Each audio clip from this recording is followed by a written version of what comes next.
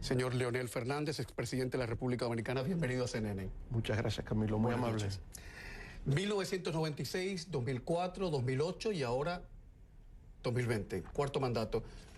¿Qué tiene de especial el poder? Sí, pero cuarto mandato no consecutivo. Cuarto mandato no consecutivo. Ya, de eso vamos a hablar después. Hubo 1996-2000, ahí hubo un paréntesis, retornamos en el 2004, reelección en el 2008 hasta el 12. Y ya luego, 2016, no fui candidato. No consecutivo. No consecutivo, exactamente. Pero le pregunto, ¿qué tiene de especial el poder para usted? Bueno, uno se siente comprometido con su país. Y por supuesto, cuando se ha estado en el gobierno y la Constitución permite un retorno, entonces hay la idea de cómo se puede colaborar en fortalecer un Estado social y democrático de derecho, cómo crear condiciones para un crecimiento económico sostenido que se convierta en desarrollo sostenible, cómo generar prosperidad y bienestar social para su pueblo, ¿no? En un contexto, en un mundo, ¿verdad?, lleno de mucha incertidumbre, de muchos desafíos, pero cómo podemos seguir avanzando como pueblo. Eso es lo que realmente motiva e incentiva a tener una participación activa en el escenario político nacional. ¿Qué usted le responde a la gente cada día, desgraciadamente cada día más numerosa, a las personas que no pueden creer a los políticos cuando dicen quiero estar en la política para cambiar el mundo, quiero estar en la política para mejorar a mi país? La gente de a pie, cualquier hijo de vecino ahora, la percepción es el que se mete en política se meta para forrarse, para robar y llevarse el dinero a casa. ¿Qué usted le responde a esa gente? Realmente hay una gran desconfianza en todas partes del mundo. En todas partes. En todas partes del mundo, no solo América Latina, con respecto a los actores políticos. La gente entiende que los líderes políticos no han estado a la altura de las expectativas que tienen las sociedades de generar oportunidades en el sentido del empleo, de educación de calidad, de acceso a un sistema de salud, en fin, la gente siente carencias. Hemos estado viviendo, Camilo, desde el año 2008 una crisis mundial, una recesión global que ha tenido impactos múltiples. Entonces el desempleo se ha disparado, la economía informal se ha expandido, las oportunidades se limitan y la gente, por supuesto, tiende a culpar a los líderes políticos. Eso en adición de que ha habido una inconducta de parte de muchos líderes, corrupción, sobornos, cualquier tipo de manifestación que esté al margen de la transparencia y la rendición de cuentas. Entonces es lógico, es normal que los ciudadanos sientan desconfianza hacia los líderes políticos, hacia los partidos, hacia los congresos, hacia las instituciones democráticas, porque no han sabido responder a las demandas que hoy día tienen los ciudadanos. A esto, si usted le añade la revolución de la comunicación por vía de las redes sociales, pues obviamente que el nivel de enojo, el nivel de enfado y de capacidad de movilización que se tiene es más que nunca. ¿Qué usted le respondería a las personas que dicen que los votantes son un arma peligrosa? Mi pregunta, señor Fernández, es ¿por qué ningún político en activo, y usted es un político en activo, obviamente usted es un punto de referencia indispensable en la política, no solo dominicana, sino latinoamericana, ¿por qué ningún político se atreve a decir con todas sus letras que hoy por hoy Zelensky, Urban, Trump, Duterte está en el poder porque los votantes los ponen ahí? Los votantes y las redes sociales con ese realengo y los periodistas también con la superioridad moral de que hacemos galas como si tuviéramos a Dios cogido por las barbas. ¿Por qué nadie se atreve a decir los votantes se equivocan? Todo depende de coyunturas, son circunstancias. Si usted toma, por ejemplo, América Latina, del 2003 al 2013, esa década llamada la década de oro, los presidentes se reelegían todos y tenían niveles de aprobación de 50, 60%. ¿Por qué? Porque la economía estaba funcionando. China estaba creciendo a un 12% promedio anual, estaba demandando petróleo, gas natural, soya, materias primas cobre, todo. Entonces las materias primas suben de precio en los mercados internacionales. Estos gobiernos reciben unos recursos que nunca antes se habían tenido, se aplican a políticas sociales, se reduce pobreza, se crea empleo, usted se reelige. Pero cuando se entra en una espiral de crisis, cuando hay un colapso económico, cuando la economía está estancada o hay una contracción, el descontento social crece y por tanto la gente está dispuesta a votar por quien no esté en el gobierno, lo que es una ola de rechazo al que esté en el gobierno. Y lo estamos viviendo hoy día en América Latina, Camilo. Pero es terrible. Sí, usted toma, por ejemplo, un gobierno centro-derecha en Argentina. Llega en rechazo a un gobierno populista anterior. Bueno, hay esperanza, hay expectativa, pero el gobierno empieza eliminando los subsidios a la tarifa eléctrica, al acceso al agua potable, a la tarifa del transporte público. La gente se va enfadando.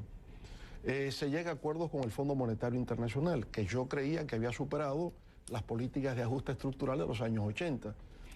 El fondo viene, te da la racionalidad económica para la solución de un problema, el déficit fiscal, un problema de falta de balanza comercial. El diagnóstico económico está bien, pero te sugiere condicionalidades que en el ámbito social y en el ámbito político no son viables.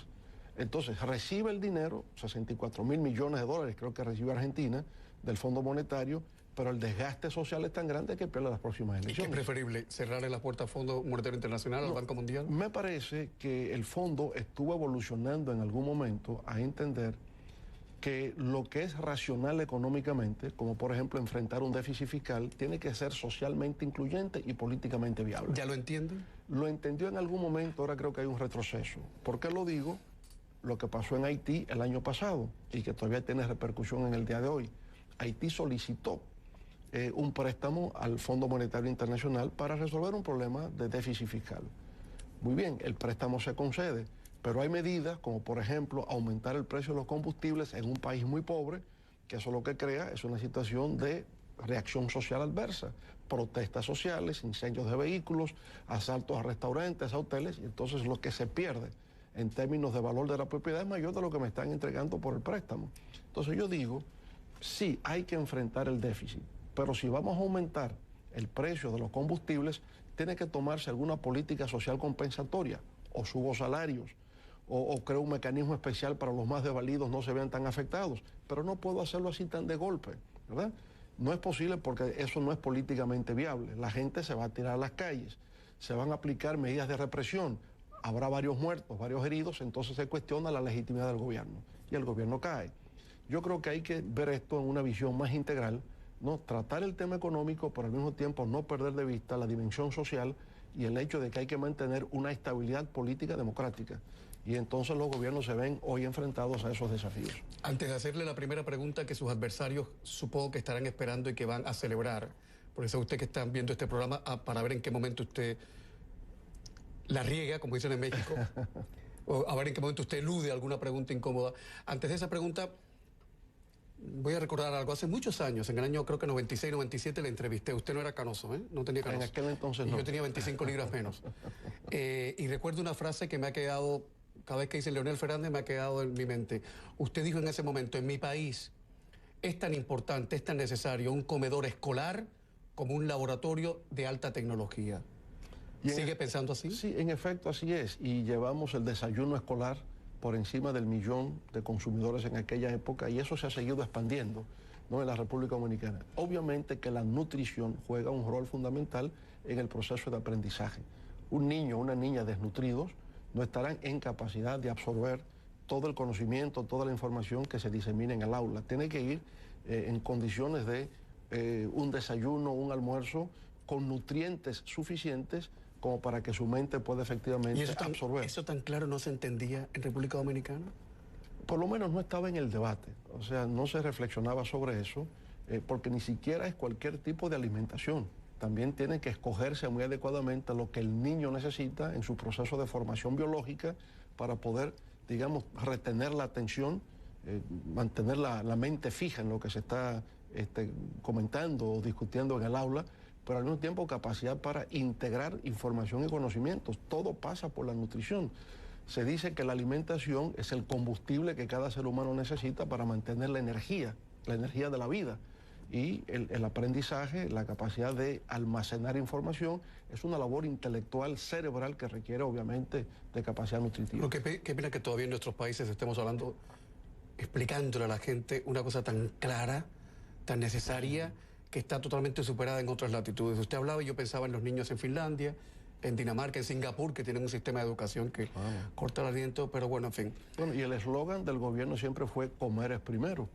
Y ahora observo que en los 17 Objetivos de Desarrollo Sostenible de Naciones Unidas, el número 2 es hambre cero.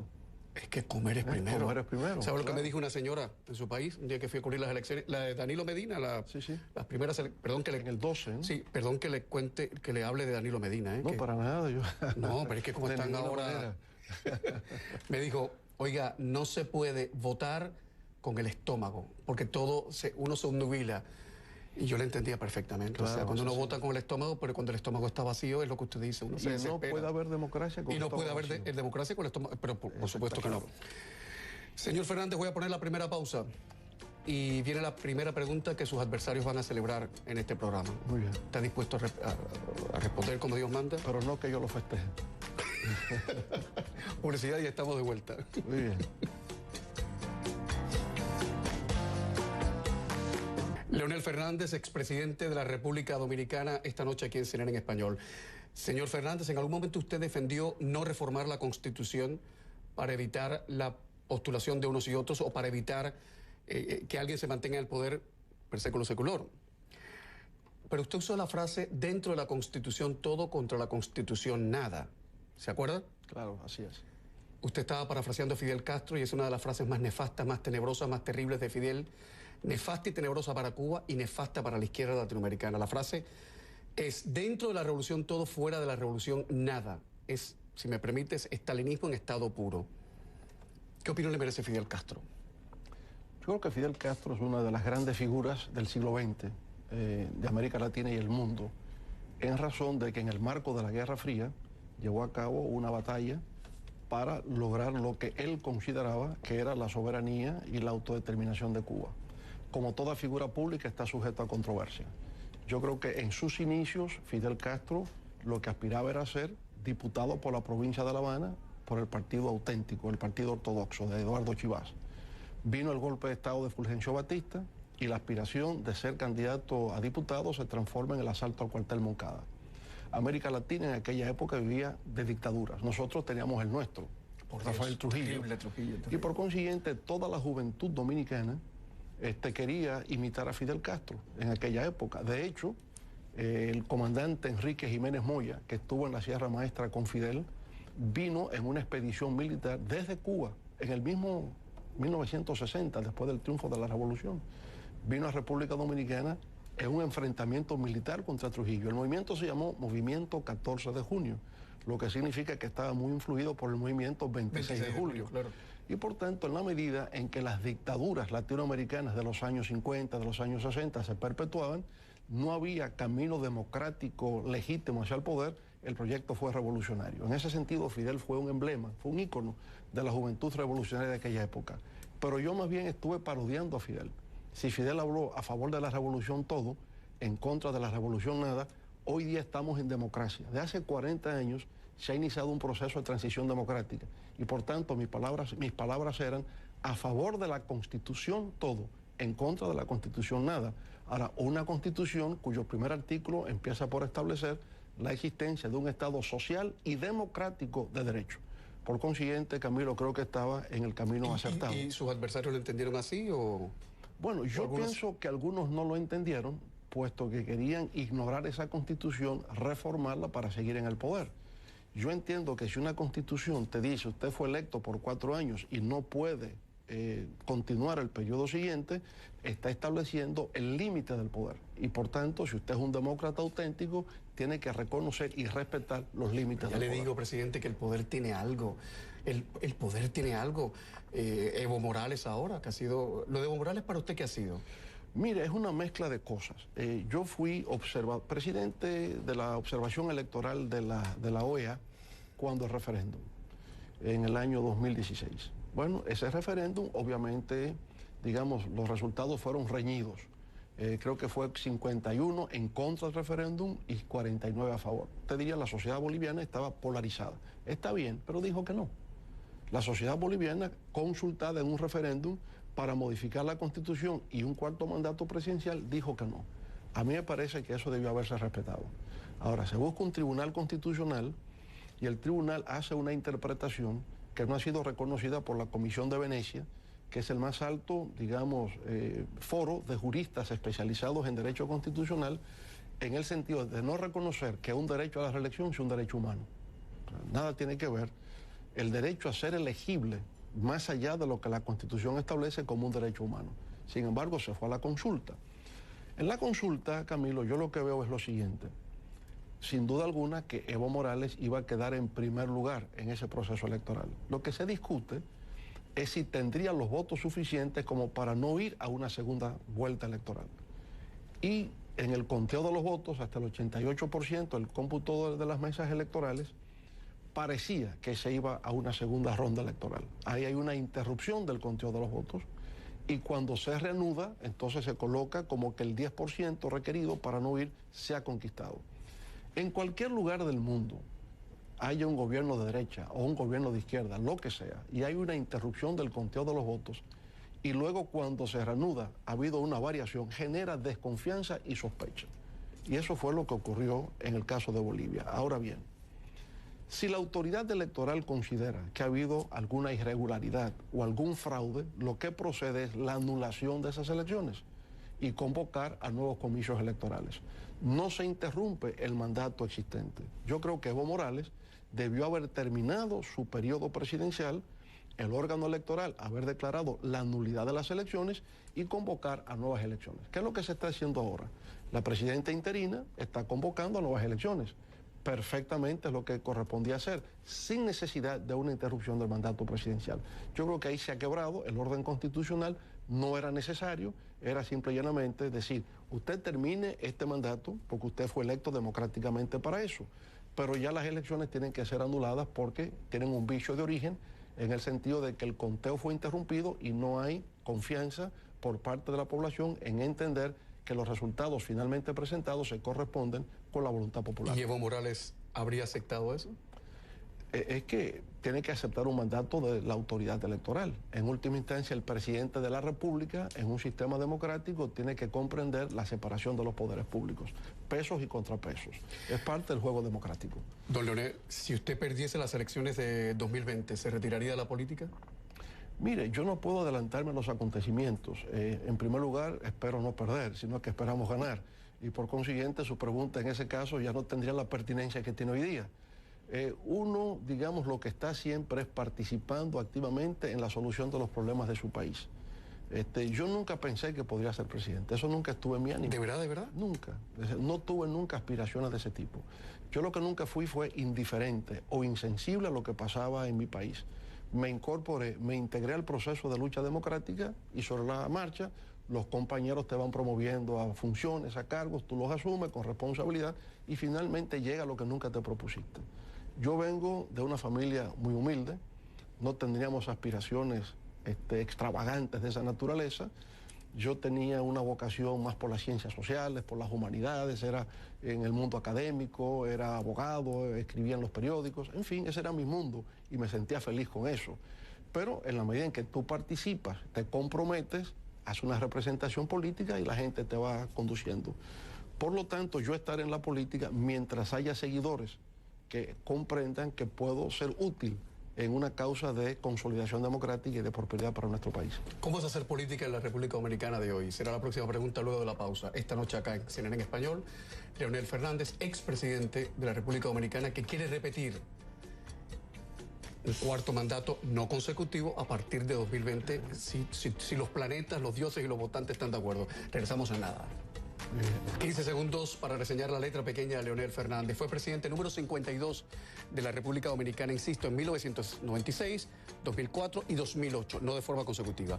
Ha sido jefe de la misión de observadores electorales de la OEA en varios países de América Latina y además de mediador en la crisis de Venezuela y Colombia. En minutos le voy a preguntar de qué va Zapatero. A ver si nos enteramos. Ya volvemos. Señor Fernández, ¿cómo es hacer política en República Dominicana en estos momentos?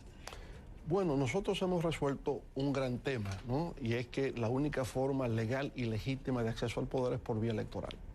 En República Dominicana no se cree ni en guerrilla de izquierda ni en golpes de Estado militares de derecha. Hemos encontrado la fórmula de que tiene que ser a través de procesos electorales que se han ido perfeccionando en el tiempo. Hubo una época en que siempre se hablaba del fraude electoral, íbamos avanzando. Ahora yo creo que retrocedimos en las primarias electorales del Partido de la Liberación Dominicana, pero retrocedimos también por el hecho de que introdujimos un método con el cual no se tenía una experiencia previa, que es el voto automatizado. Cuando se nos presentó la idea del voto automatizado, diciéndonos, esta máquina, ¿verdad? Usted toca la pantalla, se registra por quien usted escoge y luego hay un voto comprobante físico que se echa en la urna. Yo dije, este es el mejor sistema, porque es electrónico y es físico. Por tanto, lo que hay que hacer es que al momento del conteo, que hay una coincidencia de lo físico. Cotejar todo y ya. Y perfecto. Ahí yo creo que hay una mitigación de los posibles fraudes que se puedan cometer. Pero cuando se dice no, lo que se deposita en la urna no se va a contar, ya eso genera una situación de preocupación. Yo entendía que si se deposita en la urna es para contar. Claro. Bueno, pues yo creo que cometimos el error ahí de no establecer ese doble escrutinio de lo electrónico y de lo físico. Pero más aún, cuando se está ensayando por vez primera y se diseña un programa de software, ese programa tiene que ser auditado. El código fuente del programa de software necesariamente tiene que ser auditado y tiene que estar sometido a estándares internacionales de calidad para que no se genere ningún tipo de sospecha. ¿Eso no se hizo en las primarias? No se hizo en las primarias de República Dominicana. Y fíjese usted, hay una cierta coincidencia entre el alegato de fraude en Bolivia con lo que pasó en las primarias del Partido de la Liberación Dominicana. En un y otro caso, lo que se plantea es una manipulación de la data electrónica y esa manipulación conduce a resultados adulterados. En Bolivia, como en el caso nuestro, se habló de la instalación de un algoritmo y ese algoritmo efectivamente generaba la manipulación de la data. Ahora, ocurre que en ambos casos ya se había computado más del 85% de los votos. Lo que se tiene como establecido, Camilo, ¿no?, es que más del 70%, cuando llega al 70% del cómputo de los votos, hay una tendencia consolidada. Y lo más que puede haber es una variación estadística de 0,5%. Hasta ahí. Hasta ahí, pero eso es universal. La votación tiende a consolidarse, las tendencias se consolidan. En el caso nuestro, con el 90% de los votos computados, se produjo una variación de un 2% porcentual. Dicen los estadígrafos y los especialistas en teoría de probabilidades que eso humanamente es imposible. Es decir, esa tendencia estadística con esa quiebra al final es humanamente imposible, estadísticamente improbable. Algo ocurrió. Y obviamente lo que ocurre es el fraude. ¿Cómo pudo haberse producido el fraude? Bueno, la cédula de identidad que sirve para identificar al votante es tomada, una fotografía al código QR, se va a escanear, no hay que estar en la fila. Puede pasar X cantidad de esas cédulas para acelerar el proceso de votación. Pero además es que la votación estaba destinada a ser de 8 de la mañana a 4 de la tarde. Si a las 4 no había terminado, solamente tenían derecho a ejercer el sufragio los que estaban en fila. Pero usted no va a durar en fila desde las 4 de la tarde a las 2 de la madrugada del día siguiente. Por consiguiente, de manera deliberada, se dejaron abiertas las urnas para que gente pudiera seguir votando. Es que desde el oficialismo sabían que las elecciones estaban perdidas y procuraron desesperadamente buscar votantes y cédulas que pudieran marcar la diferencia al final. Esos son errores que hay que corregir a futuro. ¿Hay alguien preso por eso? No, en absoluto. Hay delitos electorales cometidos a la vista de todos y sin embargo se requiere una institucionalidad más fuerte para que haya consecuencias. ¿No hay nadie acusado por eso? No hay nadie acusado por eso y hay videos y hay de todo donde se ve gente comprando cédulas o sacando fotografías al código QR de las cédulas. Eso se ve, hay evidencias de eso. Una institución de la sociedad civil, como es Participación Ciudadana, emitió 2 informes indicando que las elecciones estuvieron afectadas de serios vicios de irregularidad y ha calificado al candidato oficial de candidato ilegítimo como consecuencia de todo. ¿El presidente Danilo Medina se ha pronunciado sobre eso? No, no se ha pronunciado sobre ese particular. ¿Usted esperaba que se pronunciara? Digamos, es su candidato, es su protegido. Yo no espero que diga que sea ilegítimo o que vaya a reconocer lo contrario. Pero sí considero que la opinión pública nacional, que es lo más importante, ha considerado que las elecciones estuvieron afectadas de irregularidad y por consiguiente de acciones fraudulentas que estiman que el candidato electo por el oficialismo es un candidato ilegítimo. 2012 ocurrieron las elecciones presidenciales en las que ganó Danilo Medina. Y lo que vi y reporté para CNN en ese momento, como mínimo, señor Fernández, me pareció estrafalario. No pintoresco, estrafalario. Por ejemplo, llegué a un barrio, a un pasaje, como llamamos en Cuba, un grupo de casas muy humildes, donde los adversarios políticos del otro contendiente habían puesto candados en las rejas de protección de las casitas de la gente para que no salieran a votar esa mañana. Yo decía, Dios mío, si está hay un incendio aquí, ¿qué pasa? Ahora me dicen algunos colegas dominicanos que están muy nerviosos porque existe la tendencia, me dicen ellos, no sé si será verdad, que gente pintoresca de la televisión, desde bailarinas o reggaetoneros o azafatas de los programas de televisión pretenden entrar en la política y algunos ya van muy encaminados. ¿A usted le preocupa eso, si eso fuese cierto? Mire, me preocupa el hecho que usted describía de que haya acciones destinadas a impedir que un ciudadano pueda ejercer su sagrado derecho al sufragio. Lo vi, lo grabé. Yo me quedé de una pieza. Porque... Bueno, eso es muy preocupante porque es una expresión de libertad y es una expresión de democracia, el que la gente pueda participar activamente en la escogencia de sus autoridades. Yo creo que es un acto de los más importantes de un sistema democrático, el que usted pueda participar en la selección de quienes han de dirigir los destinos del país. Si eso se impide, ya no estamos en un sistema democrático, sea quien sea que haya puesto el candado a la puerta para que la gente no pueda salir. El hecho de que artistas o personas del ámbito musical, de la farándula, puedan participar en política, yo no lo veo mal. Yo creo que la sociedad, la democracia es muy plural, es muy diversa. Y si usted quiere participar en política, yo creo que usted lo está asumiendo como una responsabilidad ciudadana, ¿verdad? Usted no quiere estar ausente de los mecanismos de toma de decisión que su país necesita. Obviamente que estar en la política va a requerir de un cierto nivel de adiestramiento, de conocimiento, pero que también se adquieren sobre la marcha. Se adquieren porque usted está participando. O no se adquieren. O no se adquieren, en cuyo caso su liderazgo será muy débil y no lo van a votar para la próxima elección. ¿Está pensando en Jimmy Morales? Ese es un caso, digamos, de expresión de la antipolítica. Estamos hablando de Jimmy Morales, el expresidente de Guatemala, sí, cuyo oficio es comediante, o Zelensky, el amiguete de Donald Trump, cuyo oficio es comediante. Sí. Yo creo, como usted, que todos tenemos derecho a participar y debemos participar en la política. Pero ojo, que los que corten el bacalao, los que tienen el destino nacional en sus manos, sean más preparados intelectualmente y que tengan un compromiso cívico de verdad. Claro, pero viene también, por eso que usted señalaba al principio del programa, la desconfianza que se ha ido creando en los partidos políticos, en las instituciones y en los líderes tradicionales. Entonces, la comunicación da una presencia y un estatus. O sea, la gente cree que el que está en televisión permanentemente tiene, digamos, un estatus y un prestigio por encima del mortal común. Entonces, se fija en eso. Si les contáramos... Pero así es la cosa, esa es la percepción que se tiene. Presidente, déjeme poner publicidad que me están mandando, me están ordenando y todas mis productoras son mujeres. Ah, no, entonces es un caso, hay que prestar atención. Publicidad y a la vuelta, otra pregunta ligeramente impertinente para el señor Fernández porque está en campaña. Tal vez si no estuviera en campaña sería una pregunta mucho más fácil. Ya volvemos. El señor Leonel Fernández ha venido a Miami, a la Feria del Libro de Miami, considerada la más grande de los Estados Unidos, a presentar un libro sobre Juan Bosch, que reitero es una personalidad indispensable no solo en el ideario político, sino sociocultural de toda América Latina. Se puede entender la República Dominicana, felicidades por lo que pasó en la feria con este libro, gracias, Camilo. ¿Se puede entender la República Dominicana si se ignora a Juan Bosch? Imposible. Imposible. Imposible. Juan Bosch es la mentalidad analítica más aguda que ha tenido la historia intelectual de la República Dominicana. Y como actor político, un maestro. Formador de varias generaciones. Yo soy una hechura política de Juan Bosch. Yo estuve bajo su orientación permanentemente. Desde los 18 años de edad trabajé con él en el periódico del partido, Vanguardias del Pueblo. Luego fui director de la revista política. ¿Era afable? ¿Era un señor afable? Afable, pero era un maestro.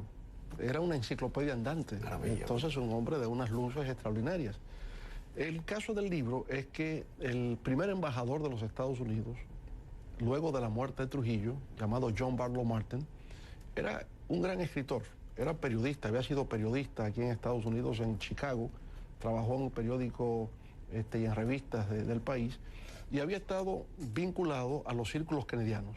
Era muy amigo del historiador Arthur Schlesinger, estuvo vinculado con Adlai Stevenson, que fue 2 veces candidato por el Partido Demócrata, y conoció directamente al presidente Kennedy, para quien escribió discursos de campaña. O sea, que era un liberal puro y duro. Puro y duro. Progresista, vamos. Y buen escritor, Buen escritor, y da fe de eso. Al final del libro hay un reportaje maravilloso que desgraciadamente parece escrito de cualquier tiranuelo de nuestra región ahora. Sí. Parece que lo han escrito de Daniel Ortega, pero es de Trujillo, vale. Siga, por favor. Y entonces, bueno, John Barlow Martin va a estar de embajador cuando Juan Bosch es presidente de la República. John Barlow Martin escribe un libro que se titula Overtaken by Events, o Desbordados por los Hechos. Y el libro es muy crítico de la figura de Juan Bosch y de la presidencia de Juan Bosch. Juan Bosch lee este libro lo estudia exhaustivamente y le hace más de 400 observaciones y notas al pie de página. Ese libro me lo facilita, yo lo conservo durante algún tiempo y entonces así un día reflexionando me digo, caramba, pero esto ya no es un libro, es un documento histórico que tiene que ser conocido. Lo que no encuentro es la forma de cómo darlo a conocer. Primero, no puedo reproducir el libro porque es piratería y estaría violando propiedad intelectual y derecho de autor. Tampoco puedo sacar las observaciones de Juan Bosch porque sería fuera de contexto, la gente no encontraría el significado.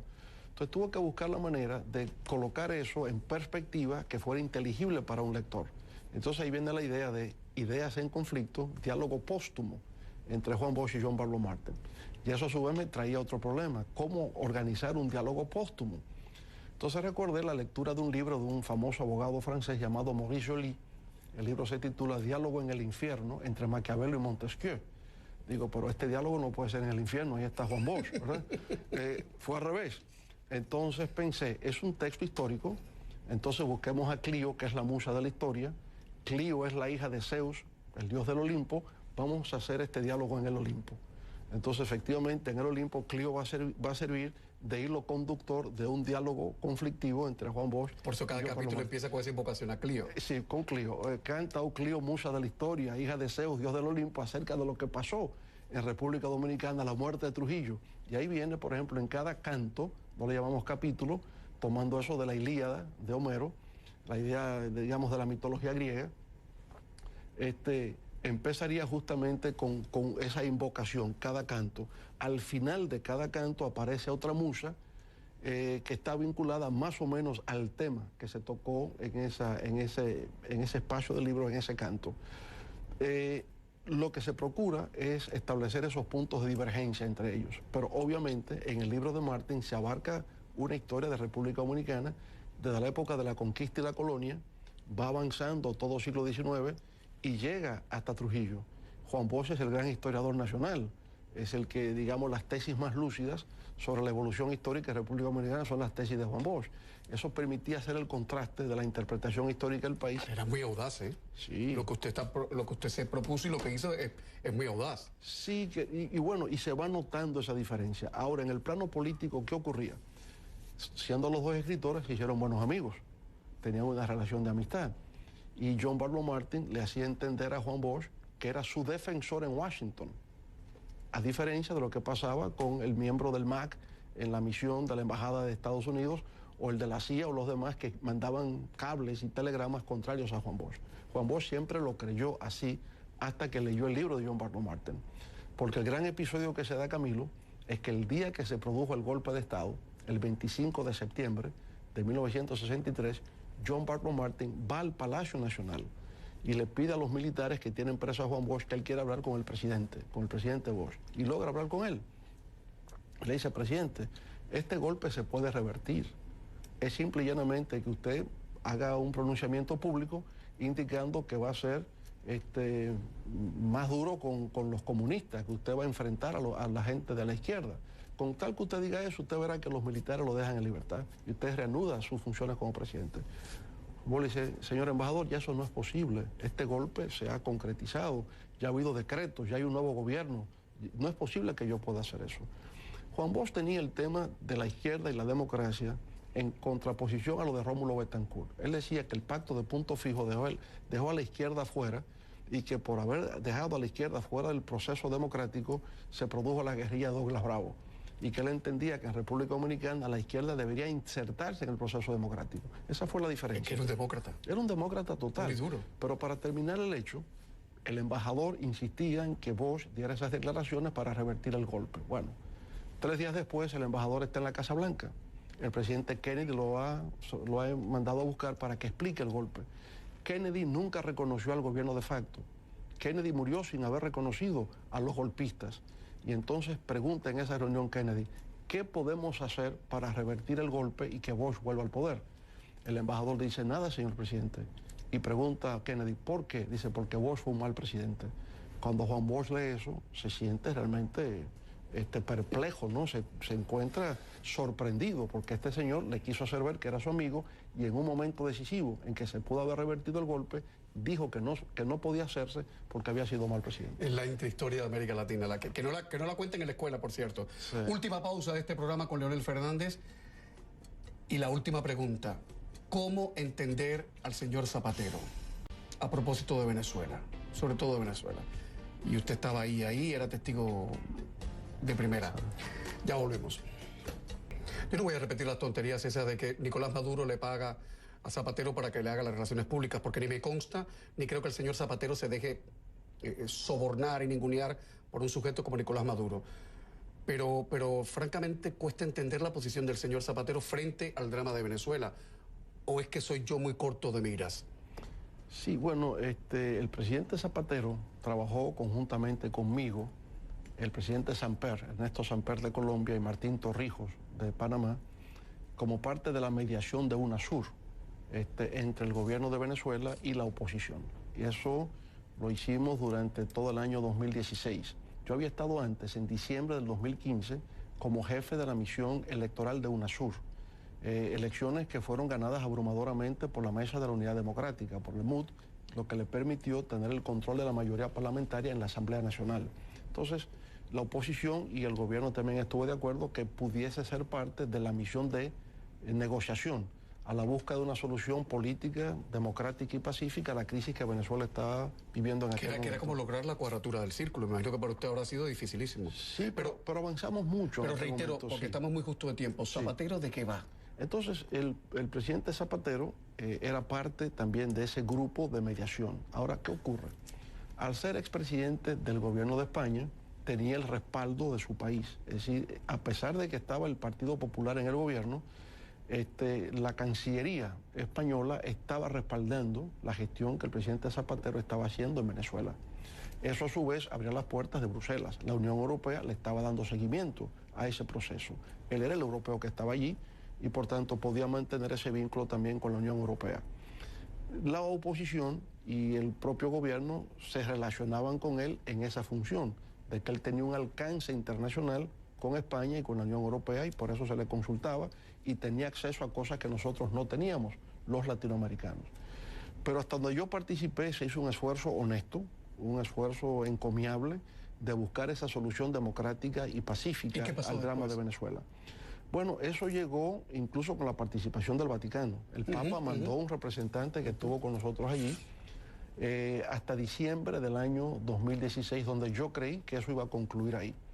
Pero luego, yo diría que los acuerdos a que se habían llegado no se ejecutaron tal como fue previsto. Y ya el año 2017 fue un año, digamos, de muchas batallas, fue un año de muchas confrontaciones. Apareció algo que en principio no se entendía bien, el papel de la constituyente. Se creía que era para no hacer elecciones, después resultó que sí que era para hacer elecciones. Y eso generó mucha confusión. Y bueno, lo que ha ocurrido después es que Venezuela ha continuado con un problema estructural cuyo origen para mí fundamentalmente es un origen económico, el colapso de la economía venezolana, que generó un gran descontento social y por tanto esas turbulencias de la lucha política que ha habido en Venezuela. Pero el origen de la crisis contemporánea fundamentalmente fue el colapso de la economía. Permítame repreguntar porque nos quedan 2 minutos. ¿Se puede confiar en un señor como Zapatero? Bueno, yo no tendría ningún motivo para decir que no. En su relación con nosotros siempre fue muy cordial y siempre fue muy generoso. Señor Fernández, prométame que si gana las elecciones de 2020, porque usted ya ahorita dije si perdiese, y dijo no hablemos de eso, por Dios, no hablemos de eso. Si gana las elecciones de 2020, ¿va a volver al programa?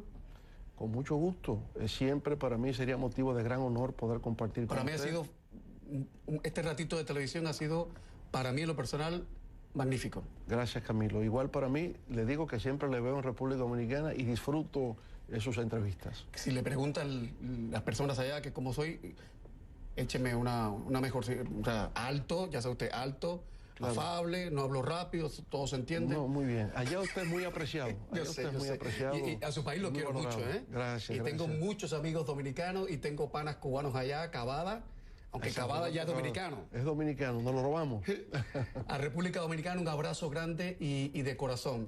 Que la buena suerte les acompañe en la próxima cita cívica, porque esa es la manera de marcar la diferencia. Claro. Votando. votando, ejerciendo el derecho al voto. Señor Fernández, ha sido un placer. Camilo, muchas gracias. Y el mayor de los éxitos para usted. Igual para usted. Gracias. Buenas noches, buena suerte. Será hasta la próxima.